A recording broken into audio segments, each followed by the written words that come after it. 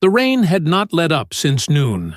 A fine mist clung to the air outside the grand revolving doors of Valmere Grand, one of Manhattan's most exclusive hotels. Guests arrived under umbrellas held by uniformed valets, slipping inside where marble floors gleamed under golden chandeliers. The restaurant, Maison Aurelia, buzzed with quiet elegance, linen napkins folded like origami, wine glasses catching candlelight, every detail polished to perfection. Nora Blythe entered quietly, barely noticed at first. Her coat was plain, damp at the hem, and her shoes bore the wear of many seasons. A knitted scarf was wrapped carefully around her neck, faded but neatly tied. She walked with a graceful calm, her posture straight despite her modest attire. Elise spotted her from across the host's stand and blinked in surprise. Her first instinct was that the woman was lost, perhaps confused or seeking shelter from the rain. Elise stepped forward, heels clicking. A practiced smile stretched across her face. "Can I help you, ma'am?" she asked, her tone laced with condescension. "Yes," Nora replied gently. "I'd like a table for one, please." Elise faltered for a second before recovering. "We have a reservation-only policy during dinner service." "I have one, under Blythe." Elise checked the system reluctantly and blinked again when she saw the name. "Right. Very well. Please. Follow me." Instead of leading her to the center of the dining room, Elise steered her toward a small table near the kitchen corridor, where the swing door never stopped moving and servers shuffled past with trays. Nora said nothing and took her seat without complaint. She folded her scarf neatly in her lap and glanced around with soft, intelligent eyes. No one greeted her. Conversations at nearby tables dropped to hushed whispers. A man in a blazer chuckled under his breath and nudged his wife, pointing discreetly. Rafe approached with the menu, eyebrows raised. "Evening. Water to start?" "Yes, thank you," Nora said. He gave her a dismissive glance, then turned away without another word. From the host stand, Elise and another waiter exchanged smirks. "She looks like she just came from a bus stop," Elise murmured. "Maybe she thinks this is a soup kitchen," Rafe replied. They both laughed quietly. In the back, Juna adjusted her apron and glanced toward Nora's table. She had only been working at Maison Aurelia for 3 weeks, but had already learned the hierarchy. She watched the woman's calm composure amid the stares and snickers and felt a flush of shame at her co-workers' behavior. "I'll take table 9, Juna offered softly to Elise. "You're not scheduled for that section," Elise snapped. "She requested the tasting menu," Rafe added, clearly amused. "Chef's pairing, too. You think she knows the difference between truffle butter and margarine?" Juna ignored them and approached Nora's table with quiet confidence. "Good evening. I'm Juna.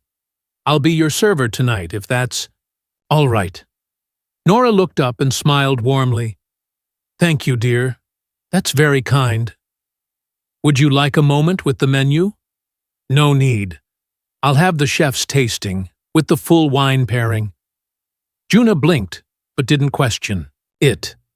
"Of course. I'll let the kitchen know." In the back, whispers spread fast. A woman dressed like that ordering the $340 experience? Rafe claimed she must have inherited money and didn't know how to use it. Elise suggested someone dared her to eat here as a joke. Meanwhile, Nora sat quietly, observing the restaurant's rhythm. She noticed how Elise preened when greeting wealthy regulars, how Rafe favored the tables that tipped heavily. She noted the way Juna moved, efficient, polite, respectful to every guest. Her first course arrived, paired with a light white wine. Nora sampled each element with quiet appreciation. She didn't speak much, but when Juna returned, She complimented the balance of flavors and mentioned the citrus reduction with specific praise. "You've got a good palate," Juna said, genuinely surprised. "I've tasted a few things in my life," Nora replied with a smile. The meal continued with precision and poise. Nora's posture never slouched, her utensils held properly. By the fourth course, even the pastry chef peeked through the swinging door to see the woman who'd become the evening's curiosity. As dessert was served, a rich chocolate tart with fig compote, Nora reached into her worn handbag and placed 4 crisp $100 bills on the tray before Juna could bring the check. "This should cover it," she said gently. Juna hesitated. "Yes, ma'am. More than enough." Nora stood, placed her scarf back around her neck, and added another folded bill beneath her empty wine glass. "Kindness," she said softly, meeting Juna's eyes, "always circles back, even when others aren't watching." Then she walked out into the rain, unnoticed by most, but unforgettable to one.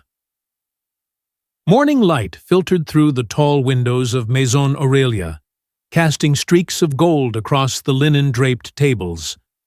The restaurant had a different rhythm during breakfast hours, less formal, more casual, yet still laced with quiet pretension. Elise leaned against the host's podium, scrolling through social media, half listening to the soft jazz playing overhead. Juna entered through the staff entrance, with her apron folded neatly in her hand. Her eyes were tired, but her mind was alive. She had spent most of the night replaying the previous evening in her head. Every glance, every word, especially the final quote Nora had left her with. She sat briefly in the staff lounge before her, shift, and typed the phrase into a search bar. "Pride before image leads to fall beneath mirrors." Only one direct match came up, a line buried in a commencement address from over a decade ago, credited to a reclusive hotel investor named Nora Blythe. Juna clicked through pages of articles, old conference footage, foundation reports. Few photographs available showed a younger woman, sharply dressed, poised, intelligent. The eyes were unmistakable. Her heart quickened. No one else in the restaurant seemed to suspect anything. Elise still joked about the charity dinner. Rafe told anyone who would listen that he planned to refuse any future tables with wandering grandmas. Around lunchtime, a familiar figure walked through the revolving glass doors. Nora arrived again, her coat pressed, hair tucked neatly beneath a velvet beret. She moved with unshaken composure and requested the same table without looking at the menu. Elise froze when she saw the reservation logged once again under Blythe. "You've got to be kidding," she muttered. This time, no argument was made. Juna saw her from across the floor and immediately stepped away from the drink station. "I'll take care of her," she said quietly. Nora settled into the seat near the kitchen corridor, as if it had always belonged to her. She pulled out a small leather-bound notebook and a fountain pen, began making notes between glances at the room. Today, she wasn't ordering the tasting menu. She requested a single dish, the sea bass with roasted fennel, and a glass of 2011 Sancerre. The price still made Rafe shake his head. Someone should tell her the recession ended 10 years ago, he scoffed. Juna approached the table with water, her nerves barely contained. "It's nice to see you again," she said softly. Nora looked up with the same calm expression. "And you, Juna. Thank you for yesterday." "I did a little research," Juna said, hesitating. "I came across something. A quote. It led me to certain articles." Nora's eyes didn't widen, nor did her smile shift. She merely tapped her pen once against the notebook. Curiosity is a seed that leads to understanding. "What did you find?" Juna sat for a moment, glancing around. You don't have to say anything. I think I know who you are. Maybe, Nora said with a quiet laugh. Maybe not. A waiter passed their table and slowed his steps, clearly eavesdropping. Nora said nothing else, only resumed her writing.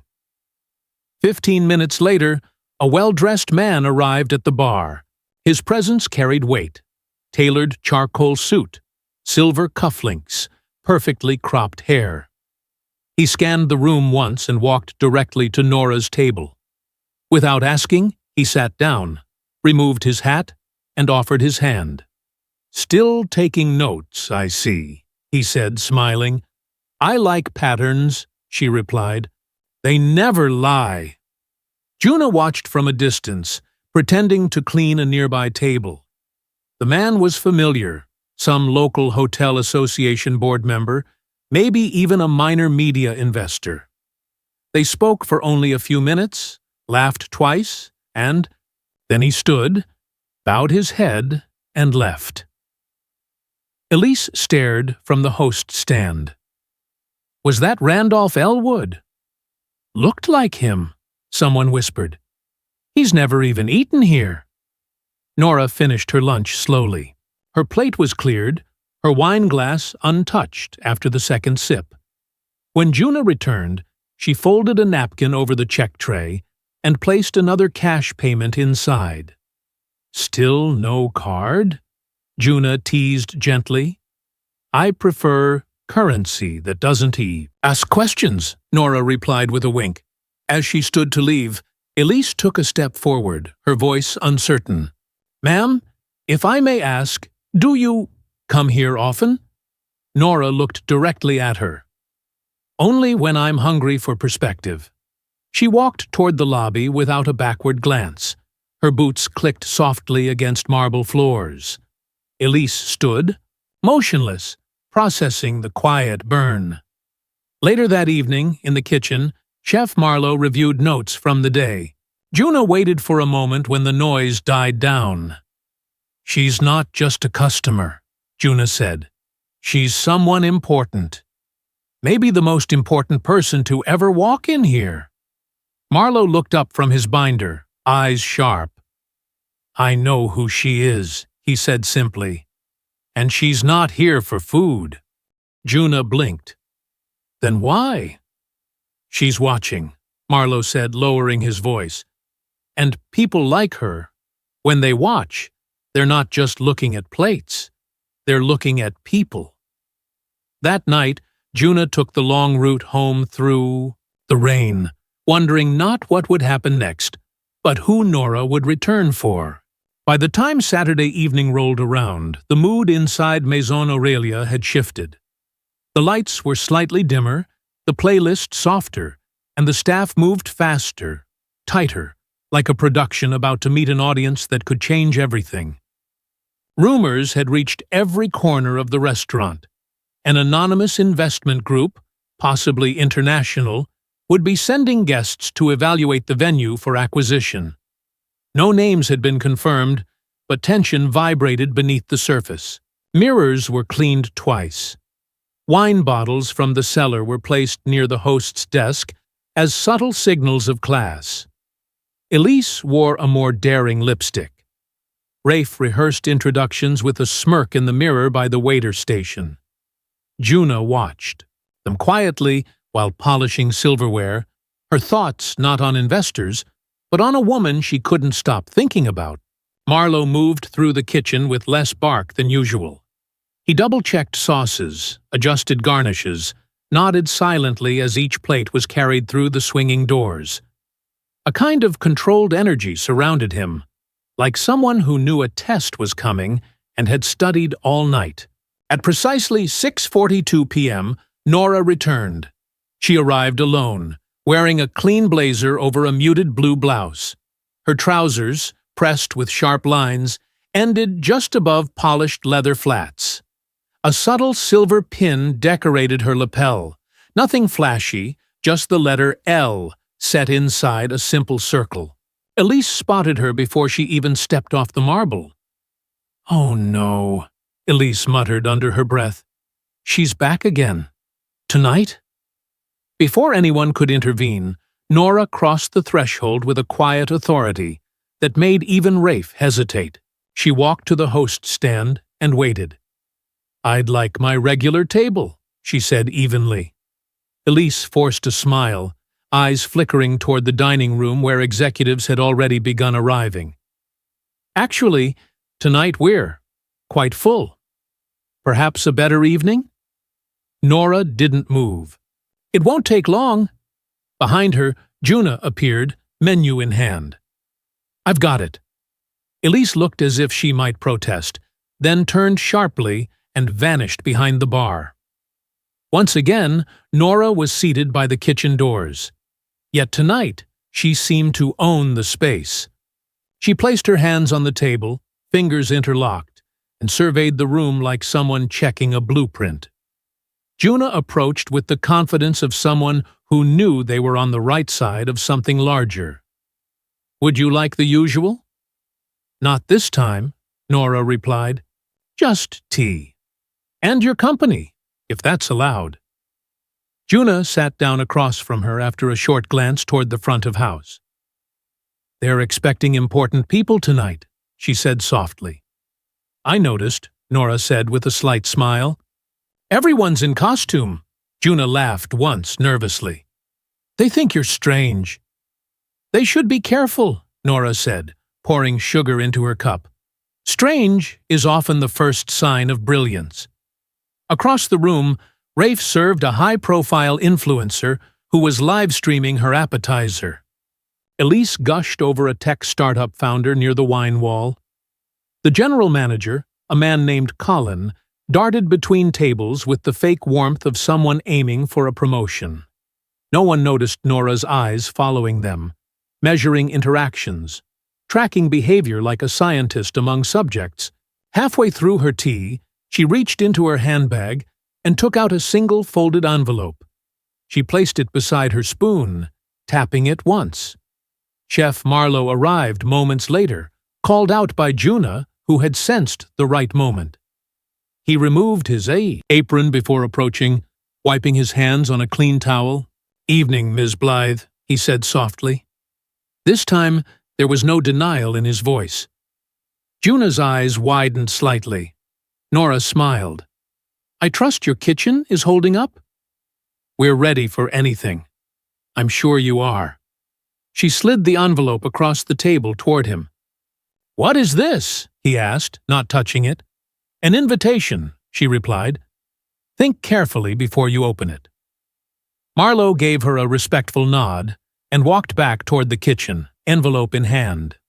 Rafe watched him pass, narrowing his eyes. As Nora stood to leave, Juna followed her toward the exit.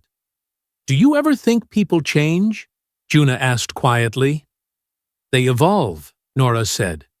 "Change is too passive. Evolution requires effort." Just before stepping outside, she turned once more. "Tomorrow will be louder than tonight. Listen carefully." She disappeared through the revolving doors just as two sleek black vehicles pulled up beside the valet stand. Out stepped three sharply dressed men and a woman in a navy trench coat, clipboard in hand. Elise rushed to greet them. "Welcome to Maison Aurelia," she beamed. The woman didn't return the smile.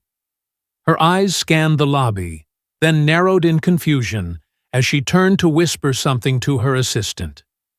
Behind them, unnoticed by most, a man in a beige overcoat stood under the awning with an umbrella, watching the revolving doors spin slowly. He held a notebook and tapped his pen 3 times against his palm. Back inside, Juna watched through the glass with a mix of dread and anticipation. Something was shifting. The investment group had arrived 20 minutes ago, seated in the private dining room, away from the main floor but still visible through frosted glass. Colin, the general manager, hovered like a nervous shadow, guiding servers with whispered instructions and stiff gestures. Rafe floated between the most profitable tables, full of compliments and wine suggestions. He made sure not to step near Table 11, the spot near the kitchen that had quietly become known as hers. But tonight, the chair at Table 11 remained empty. Juna felt the absence like static. Her eyes drifted to the front doors every few minutes. Just after 7, the lobby stirred. Nora entered, not alone this time, but flanked by 2 individuals in charcoal suits. Her outfit, though still modest, was finer now. A pressed gray coat, leather gloves, a silk scarf drawn neatly across her shoulders. She moved slowly, but every step seemed measured, every glance intentional. Elise blinked. Why is she here tonight? She doesn't belong here now. Before she could intercept, the woman from the investment group appeared at the restaurant entrance, her voice carrying through the hum of dinner service. "Nora," she called warmly. "You're late." Every server nearby froze. Colin turned, face paling. Elise dropped the wine menu she had been holding. Nora offered a small smile. "Good to see you again, Marion." The two embraced lightly, like old colleagues rather than strangers. Marion turned toward the room, lifting her voice slightly. "For those who don't know, I'd like to introduce our silent evaluator and senior partner at Loden Group, Ms. Nora Blythe." A wave of disbelief swept through the restaurant. Rafe stood rooted near the sommelier station. Juna's heart pounded. Elise's mouth parted slightly, as if still hoping it was a mistake. Marion gestured toward the table by the kitchen. "I believe Ms. Blythe prefers to sit there when observing operations. We're reviewing tonight's service in full." Nora walked calmly to Table 11 and took her seat, her eyes scanning the room not with judgment, but clarity. When Juna approached, she smiled. "Would you mind choosing my meal? Something that reflects the truth of this place." Juna nodded once and returned to the kitchen. In the private dining room, Marion outlined the terms of Loden's potential partnership. She spoke professionally, but her tone held weight. "Our decision will be based not only on food and decor, but culture, leadership, staff morale, how a restaurant treats guests who don't look like investors." Outside, Rafe approached Nora's table cautiously. "Ms. Blythe, She looked up, polite but distant. "Yes? I just wanted to apologize for any misunderstanding." "Rafe, your misunderstanding wasn't with me. It was with your own character," she replied gently. "I hope someday you correct it." He walked away without another word. Elise made no attempt. She remained at the host stand, watching as her illusion of control dissolved. Colin whispered into her ear, but she brushed him off and turned toward the staff lounge. Marlowe emerged from the kitchen a moment later. He walked to Nora's table carrying a single plate, grilled duck with plum glaze and roasted turnips. He placed it before her without introduction. "You read the note?" she asked softly. "I did. Do you accept?" He nodded. "Yes. Then begin packing tomorrow," she said with a smile. "The River West location is yours. 60% ownership. A culinary training program attached. As promised." He took a deep breath. "Thank you," she shook her head. "You earned it." Juna returned with a hand-printed dessert, chocolate ganache with candied orange, and placed it gently on the table. Nora looked up. "The scholarship is finalized," Nora said. "Full tuition, housing, equipment. You'll start in the fall." Juna's voice trembled. "You really did it?" "I only lit the path," Nora replied. "You were already walking." By the end of the evening, Marion thanked the staff and addressed the room with a final statement. Maison Aurelia will undergo transition. The Loden Group is assuming majority ownership. We believe in building not just brands, but better people. As Nora rose to leave, silence followed her. Guests parted. Staff stepped aside. She walked past Elise without acknowledgement. Past Rafe, who said nothing. She stopped briefly beside Juna and Marlowe.